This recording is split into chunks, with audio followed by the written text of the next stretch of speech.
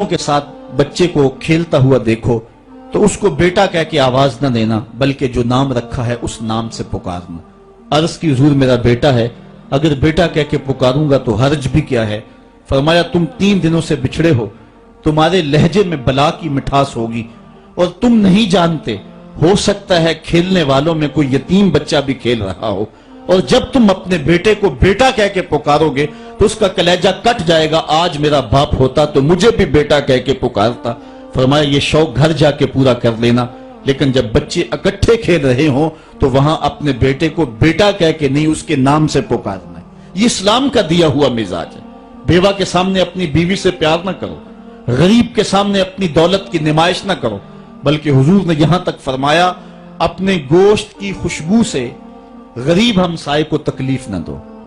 या तो थोड़ा सा पानी ज्यादा डाल लो और शोरबे की एक प्याली गरीब हमसायों के घर भी भेज दो। और अगर ऐसा नहीं कर सकते तो ऐसे जाविये में, ऐसे वक्त में खाना पकाओ जब गरीब के बच्चे सो चुके हो। क्योंकि अगर गरीब के बच्चों ने जिद कर ली और गरीब इस्तात ना रखता हुआ उनकी जिद पूरी करने की, तो बताओ उन बिलखते हुए बच्चों को चुप कौन करवाएगा? उनके बहते हुए आंसुओं को कौन पूछेगा? वो क्या किसी ने कहा था, दोपहर को सुला देती है बच्चों को वो इस डर से, गली में फिर खिलौने बेचने वाला ना आ जाए। हमें इस्लाम ने ये तालीम दी है। दुखियों की नजाकते कल्बिया का इतना ख्याल, इतना लिहाज, ये एक पैगंबर की जिंदगी होती।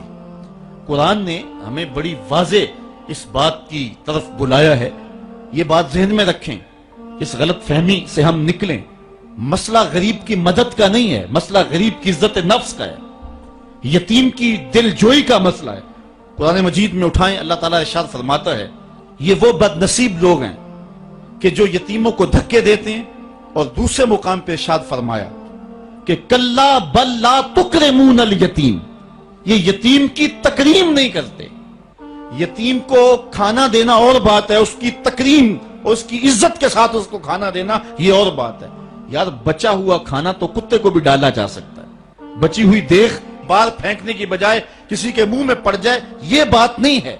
बात यह है कि उसको तकरीम देते हैं या नहीं देते हैं। ये जो ईद के मौके पे गरीबों को लाइन में खड़ा करके ईद पैकेज दे रहे होते हैं और 10-10 अखबारात के अंदर तस्वीरें छपती हैं और बंदा अपनी उस नफसानी तस्कीन को रूहानी तस्कीन समझ रहा होता है कि वो समझता है कि मैं बहुत नेकी का काम कर रहा हूं, बहुत बड़ा समाजी कारकुन हूं। जरा गौर करे कि इसने गरीबों की गुर्बत का मजाक तो नहीं उड़ाया। उस लाइन के अंदर जहां गरीब, यतीम और लाचार खड़े होकर के तस्वीरें खिंचवा रहे हैं, अगर इसकी बेटी को उस लाइन में खड़ा होना पड़ता तो इसके जज्बात क्या होते? इसकी बेवा बीवी हो जाए और उसको उस लाइन में खड़ा होना पड़े तो इसके जज्बात का आलम क्या है?